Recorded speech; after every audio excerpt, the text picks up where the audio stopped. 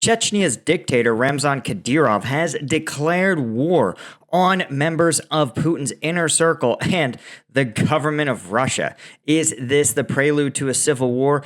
And is Kadyrov probably not the guy to lead Chechnya to victory? I'm Paul, U.S. Army combat veteran. Let's talk about it.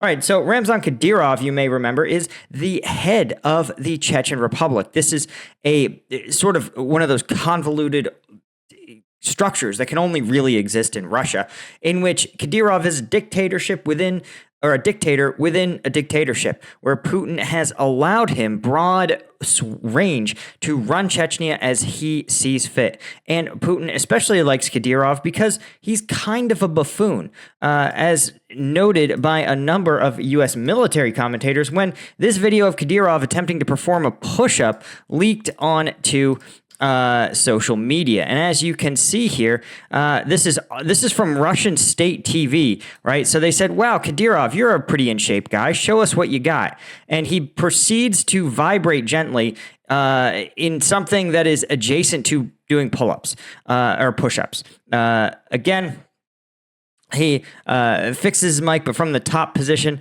and again continues to vibrate slightly on the floor. So noted push-up doer, but not necessarily all that much of a warrior spirit. But that doesn't stop him from getting into Twitter beefs. You might remember recently, he got into a pretty serious Twitter beef with Elon Musk, who he claimed had gifted him a Cybertruck. But now he seems to have stepped up, going after yet another billionaire. He threatened recently a Russian lawmaker from neighboring regions with a blood feud. He accuses them of plotting to assassinate him. He says, quote, there are witnesses. There are people for whom they is three individuals from the Chechen and Dagestan republics who purportedly are plotting to assassinate poor Kadyrov. And he says they tried to commission and they asked how much they would take for the order. So essentially he says, hey, these guys approached a hitman asking them to try to kill me. And he says, and of course the hitman said, no, we would never betray likable buffoon Kadyrov. It'd be like killing Winnie the Pooh. I think Winnie the Pooh would actually have a better range of push-ups given his you know, he's short on the arms, but you know, Winnie has some serious, like, you know, upper body musculature, right? So I actually think, yeah, this man clearly is, you know, they're built about the same, but I think Winnie the Pooh would really be able to complete a push-up to standard, right? All fully extending the arms. Now, what was I even saying?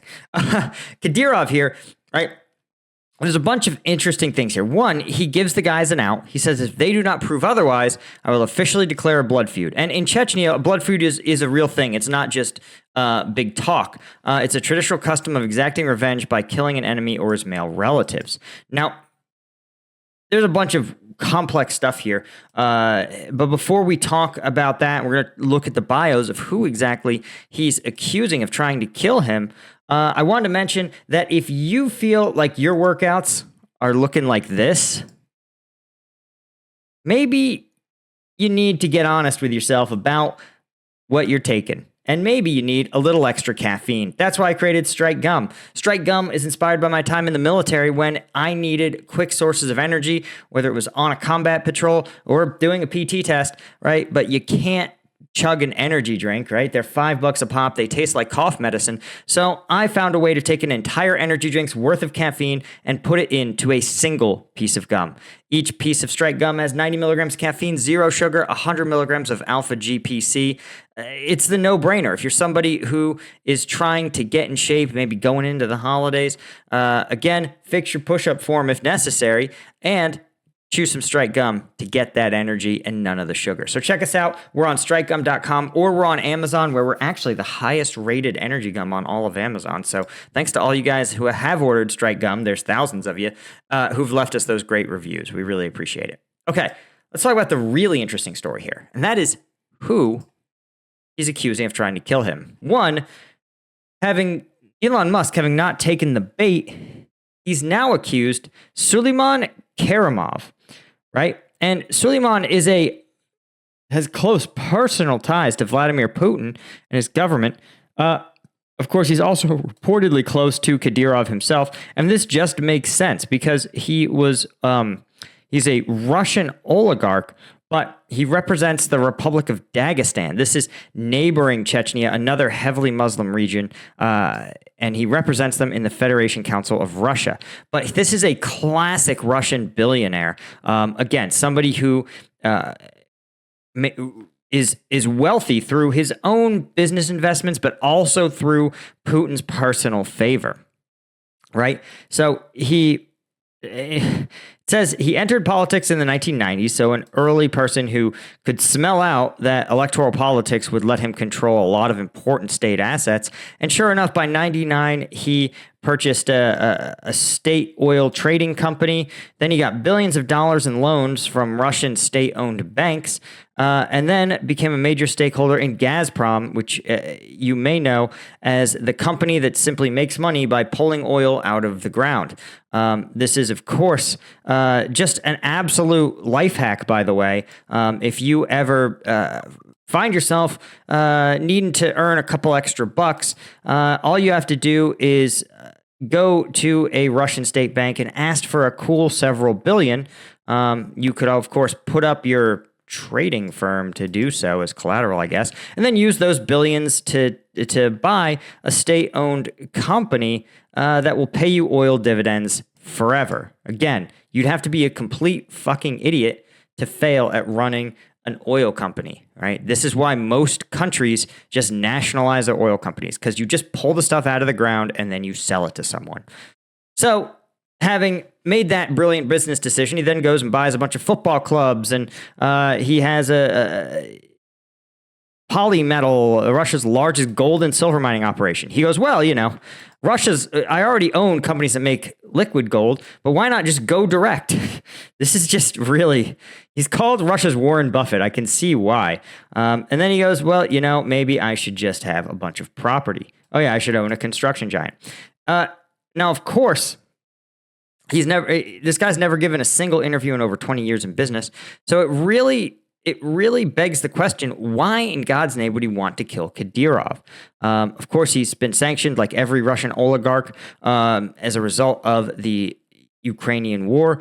And it's also interesting because Kerimov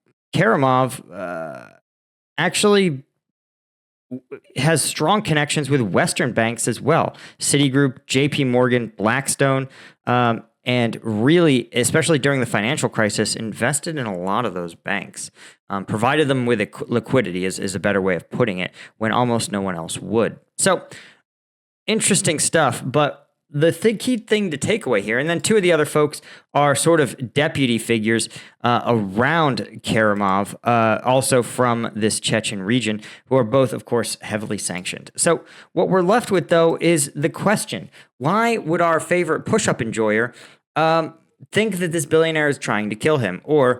And the real other question is, this was reported by TASS, and TASS, as you guys know, is the Russian state media outlet, right? So Russian state media thought it was important to run this story. And you notice that they didn't interview the billionaire himself, right? They interviewed Kadyrov, who was allowed to sort of make these claims. And there's a couple of theories. One is that Kadyrov is just an asshole, and he thinks this is real.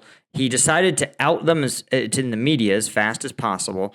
And then by doing so, I think he maybe made TASS do it, like literally emailed TASS and is like, hey, I'm Kadyrov, you're going to run this or else.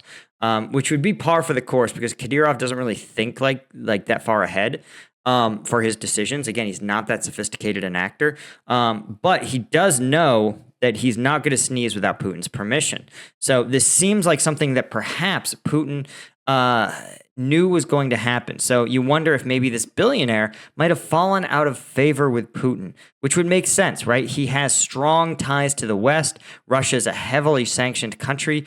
The billionaire himself, Kerimov, may not be that necessary to Putin's regime anymore.